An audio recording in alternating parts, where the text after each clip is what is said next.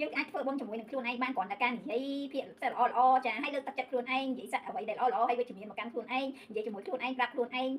នៅភាសាល្អល្អឲ្យវិជ្ជមានទាំងខ្លួនឯងទាំងអ្នកជុំវិញខ្លួននិយាយពាក្យល្អល្អមកកាន់ខ្លួនឯងលើកសរសើរខ្លួនឯងឲ្យតម្លៃខ្លួនឯងហើយមើលឲ្យឃើញខ្លួនឯងម្នាក់ដែលអស្ចារ្យស្អាតឆ្លាតប្រកែ